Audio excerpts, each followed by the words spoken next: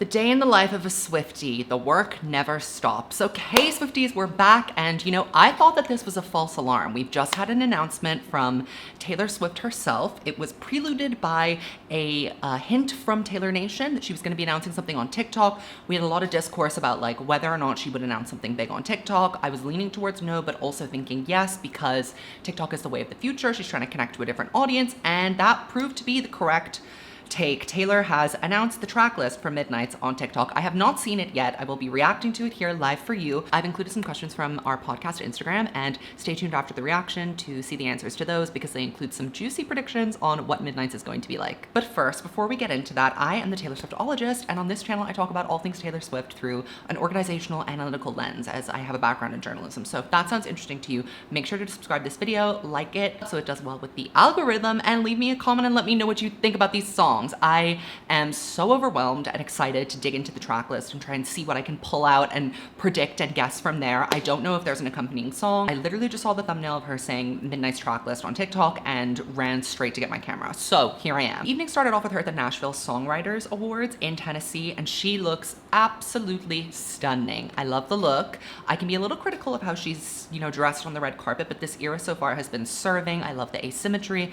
The bangs are a little long, but I can live with it because the side pony view is so major. When was the last time we had that long hair? I don't know. Maybe it's extensions, but either way, girl, I am living. I love the shoes. I was a big fan. I was a little let down when she performed All Too Well 10 because I feel like, you know, she's had her moment. I would have been cool to see a medley of her doing a bunch of her different hits over time. She gave a beautiful speech, and in that speech, she decided to split up her songwriting process or her lyrics into different kinds. Ones that were written with a quill pen, a fountain pen, and a glittery gel pen. I'm gonna presume that Midnights is an entirely glittery gel pen. This is like the drunk girl or the person who's being a little bit more like uninhibited with their thoughts and what they're feeling, and you know, maybe they're not trying to be super insightful or meaningful.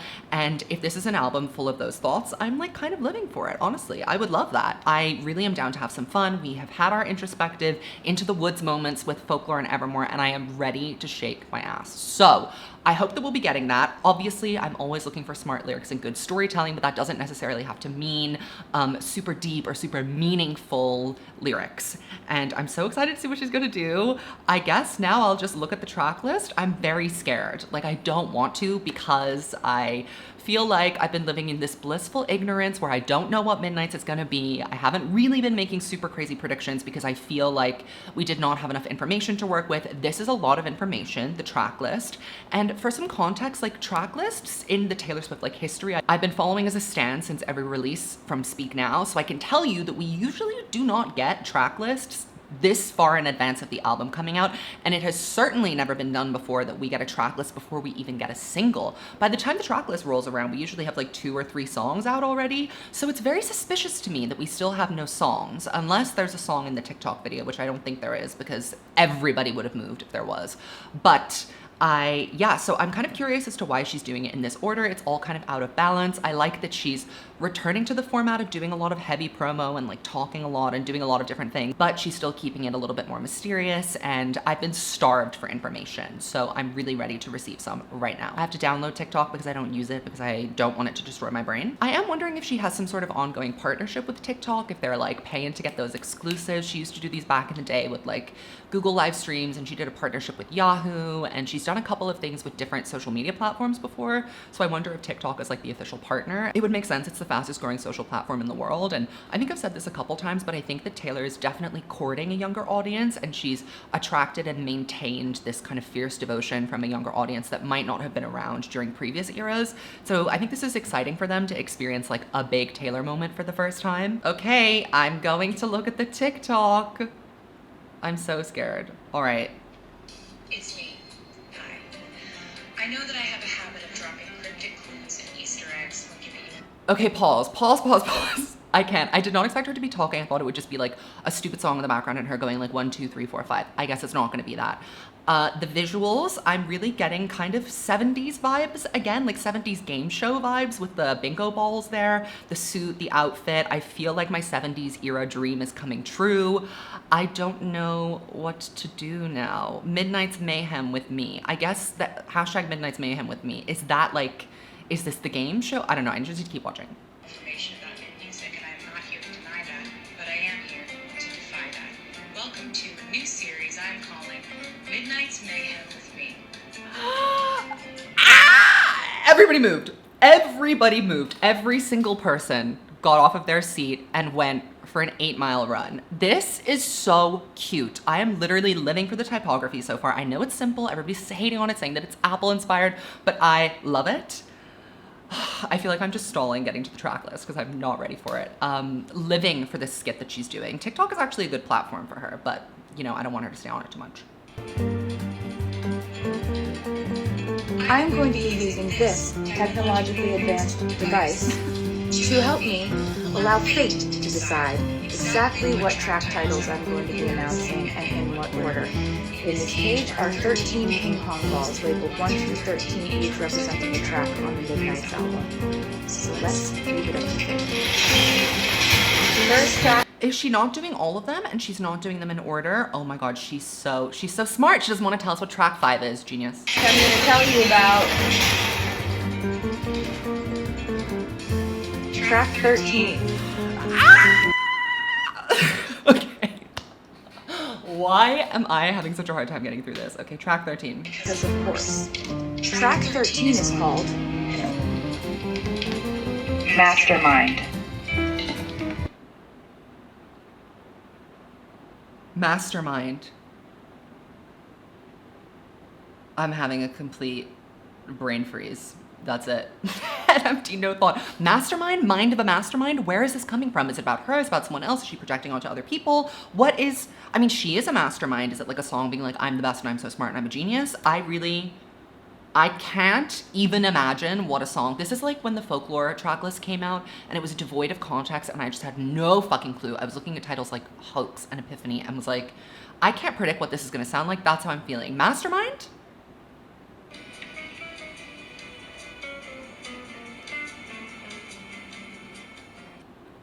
Okay, is that it?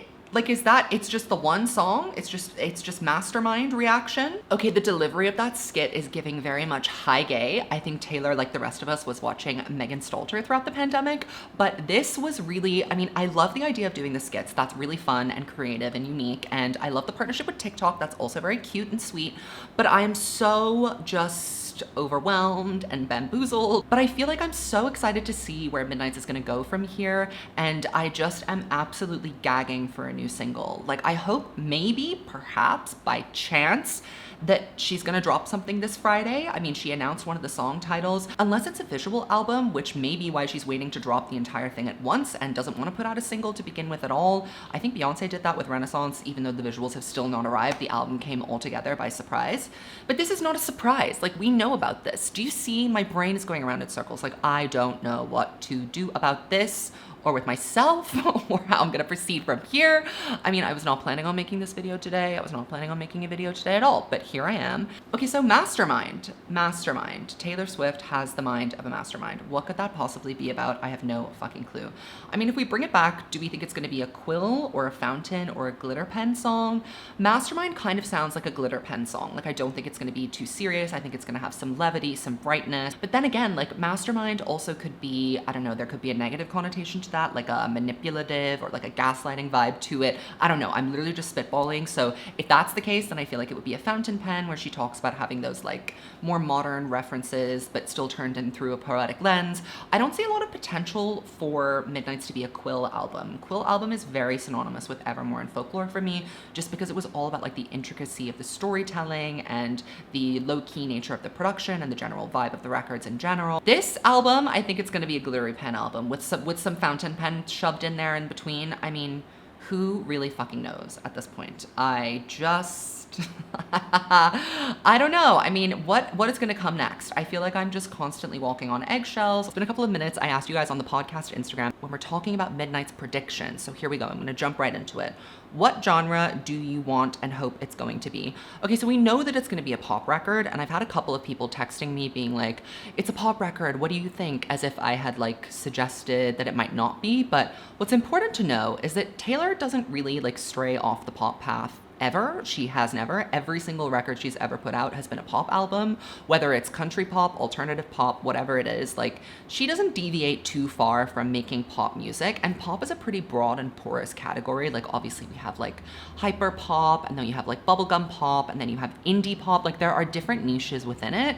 I think that this is going to steer kind of right down the middle, similar to how 1989 was. Mass appeal with like a quirky sound or an affect to it, not necessarily a different genre, but just a different flavor. And I think that that flavor is going to be 70s inspired, 60s, 70s inspired. I'm just really getting the vibe. That's what I think is going to happen. I know that Jack Antonoff, who is confirmed to have worked on Midnights, is very into that period and era of music.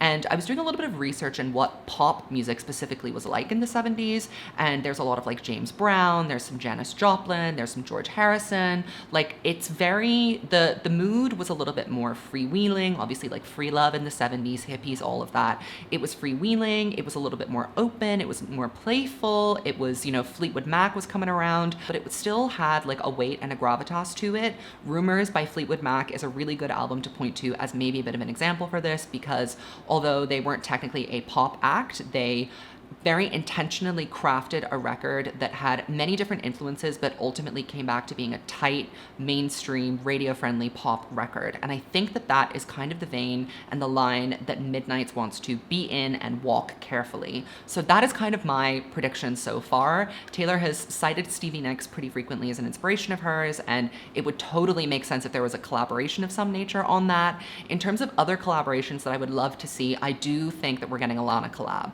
I do. I don't know if it's going to be a duet because, you know, Lana and Taylor have very different voices, and to be frank, Lana would out-sing the girl. So I don't know if it's going to be the two of them singing together or it's going to be a co-write situation.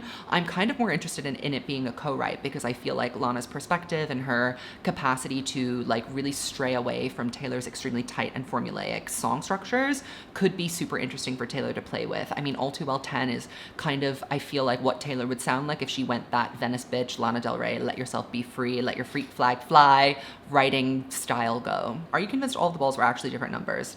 I mean, no, I think they were all 13s. She has a plan, girl. She doesn't do anything by surprise. Like, she wouldn't lay that all up to give us the first single, you know? I don't think that Mastermind is the first single. I'm not really getting that impression. And I also don't think that she would be giving a track 5 away too early, right? So if she didn't get 13, I reckon she probably either put it back and spun again, or she deliberately put a bunch of 13s in there. But I don't care. It's a gimmick. It's a move.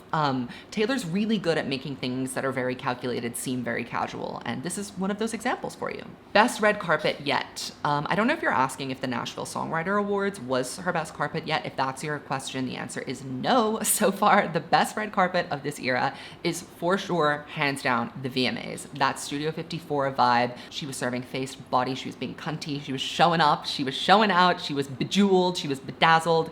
It was insane. That truly is one of my favorite red carpet looks of hers of all time, let alone just from the Midnights era. So super pleased with what she's been wearing so far, and I hope she keeps it up. I like that she's like keeping it all very like glitzy and glamorous. She's not doing like super weird stuff or super casual things, which she has a tendency to do sometimes. And I feel like she's not taken super big risks fashion-wise, and I'm okay with that, because if you haven't seen my fashion videos before, I love it when Taylor sticks to just accentuating her natural beauty features, having long, clean lines with interesting geometric shapes, and working with sparkly materials. Those are like kind of the 3 things that I love to see from Taylor, and every single look so far has given that in some capacity. So will there be a short film? That is an interesting question. I think I mentioned earlier that like there is a potential for a visual album here.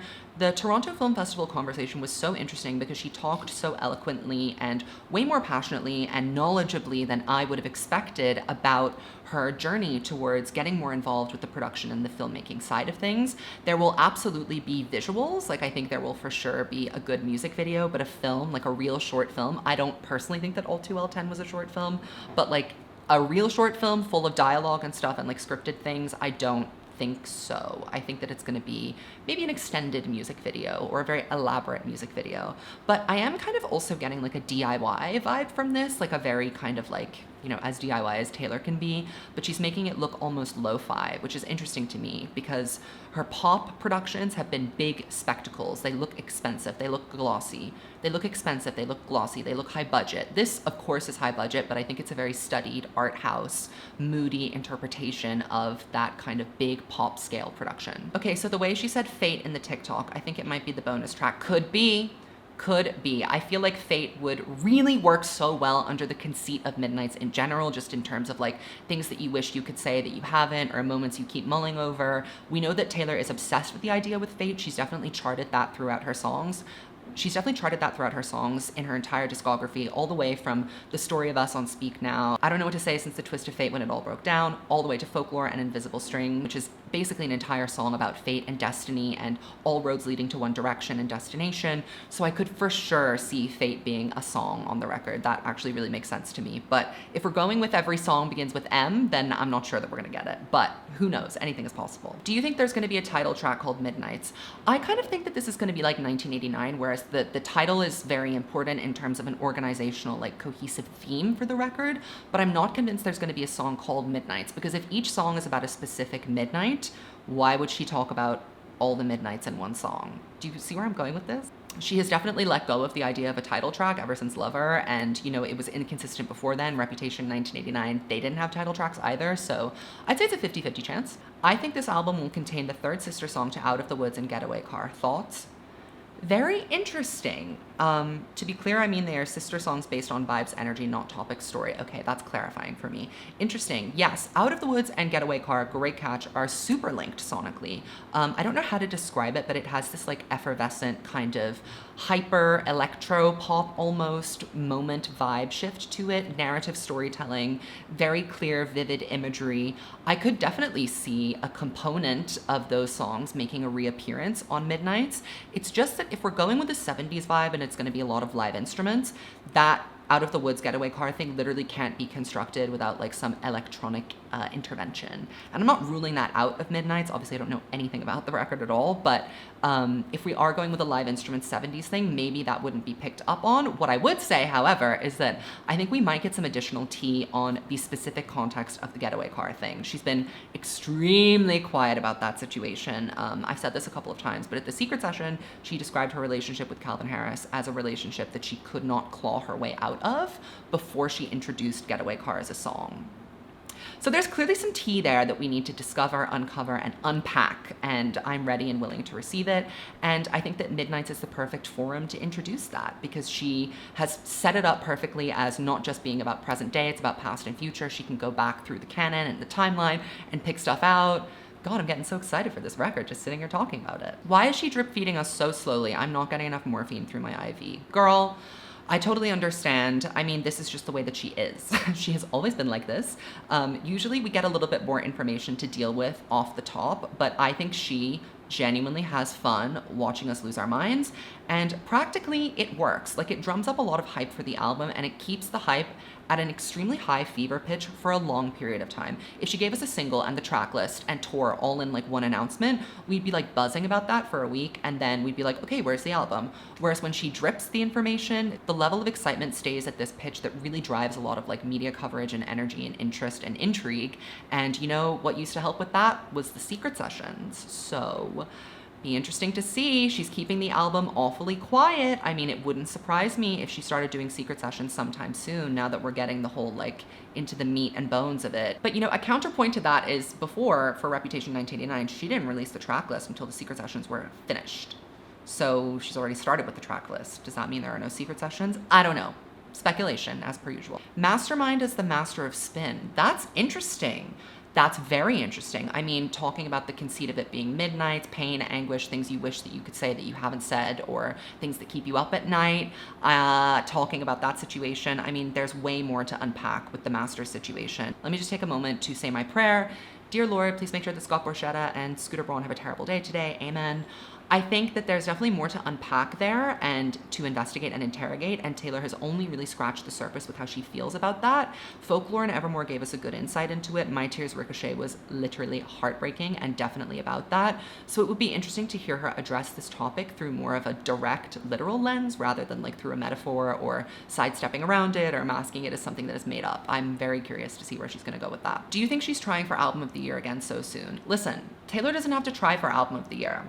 Any album she releases is a contender for Album of the Year, literally just by the sheer size of it and by the massive cultural penetration and commercial impact that she has. I don't think she's trying to do anything specific with this album. She's just doing a regular, huge Taylor release. And I think maybe for the new fans, that might be a little confusing or overwhelming given the low-key nature of the last two records, particularly how she ignored Evermore. But before, she used to pay a lot of attention to releasing them in a very comprehensive way and laying them up perfectly for award season and all of those things. That's just part of her career. So yes, I mean, she probably is, but isn't she always? Do you think the lawsuits made her release Midnights earlier than planned? No, because I know that the backlog of vinyl production has been really difficult, so she's had this in motion for a while, I feel.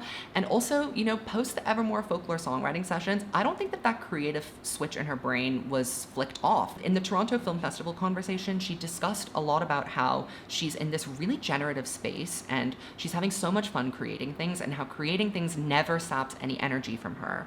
So I think that she has been really freed up by the re-recordings, actually, by how well they've been received and how much people are loving getting like revisions to the narrative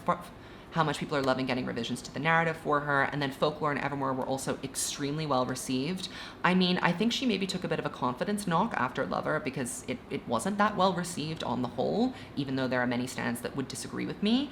And, you know, I think this is a return to form. I think she's in a really lucrative space. I don't mean that monetarily. I mean, like, just in terms of coming up with stuff. I think she's always on and she's always thinking. She's uninhibited. She has the confidence that there's an army of people behind her ready and willing to accept whatever it is that she's putting out, and I'm hoping that this is a return to form and a step forward. So some of what we know, but also pushing forward into the future a little bit. And to conclude, I don't think that the lawsuits had much to do with that. I think the lawsuits will work themselves out over time. She certainly has enough money to see them through. And the beautiful thing about the re-records is that they're not on any specific schedule. Like, they don't need to be out tomorrow. They don't need to be all finished by a certain time. I think it's better that she spreads them out because it allows people to like breathe and to get really excited about specific eras again. And they all deserve to have their own moment. And I think rushing them out within a year, one would cannibalize the other because different records have different receptions with the public. Like, if she did 1989 and Speak Now in the same year, 1989 would eclipse Speak Now, and Speak Now would again get lost in the sands of time, which would just be fitting for the way it's been treated so far. But, you know, what do you think about this era so far? I love it. I really love it so far. I'm loving that she's returning to the public eye and she's doing it on her own terms, and she's not feeling that she has to pour herself out to every publication and do every interview. I like that she's being super selective and intentional about the things that she does, the public appearances that she makes. Like, she's done the NYU commencement speech, she did the TIFF talk. I love that she's focusing on the craft. Like, she's leveraging the fact that she is an incredible songwriter and she deserves to build her legacy off of that rather than like personal dramas, etc., etc. So I'm loving it so far, and I'm just praying that the music matches up to the general vibes that I've been getting because, you know, from the aesthetic to the way she's going about it to how she's interacting with the fans, which is a little bit, but not too much and not over the top. I'm obsessed. Do you think you will like the lead single off the album if we have one, or will it be like Me? Listen, Me was a one-time and a one-time only event. There has only been one time in Taylor Swift's career where she's actually gone back and edited a song after it came out. Do you know how humiliating that is? She's learned her lesson. She knows not to put some straight up garbage out into the ether, and it's interesting that she's taking her time. I'm wondering if there's not going to be a lead single. My preferred strategy for this would be to drop the album all at once, I guess, and see which songs get natural good receptions from the audience and decide from there which song she's going to send to radio, because it's not like she has to push a lead single to promote the album. That's what lead singles are for. They're to drum up hype for the album. We can see that she's doing a perfectly good job of that without having to release any music at all. So, Sliv, do you think she'll do secret sessions for the new album, or is she over it? I don't know, girl. I don't know. I mean, I've mentioned it earlier. I can see an argument for and against secret sessions in this scenario. I think with the still kind of like being around, logistically, if she gets in the middle of promoting Midnights, like that's a disaster. So I don't know, girl, if she's going to be doing them. Maybe after the record, maybe she's going to be planning to do more meet and greets after tour. I think that the state of the world has changed a lot of the ways in which we're going to interact with Taylor going forward, from social media to IRL. It's all different now. So there's no precedent. I mean, we'll literally just have to wait and see. If they were going to happen, they would need to be happening or start happening sometime soon. Like, if by the first week of October there's no sign of any secret session activity whatsoever, I would pretty safely count them out. But you know, we could be seeing something in the next 2 weeks. All right, Swifties, that's it for this video. Make sure to check out some of my other ones if you're interested. I have a whole video on my secret session experience. I have a video of me showing the Taylor Swift cinematic universe to one of my friends who has basically not really engaged with her before at all. And I just put out my first non-Taylor related video, which I'm so excited about, and that is reviewing Lord's Solar Power and kind of discussing why I don't think it connected with the audience as well as some of her other stuff did. So don't forget to like this video, leave a comment, and subscribe. We want to push this video out in the algorithm, spread the Swiftology to world domination levels. I will leave everything linked down below. You can also check out my Taylor Swift podcast for a more in-depth exploration of Taylor's life and times. And until then, I will see you in the next video. Goodbye, Swifties.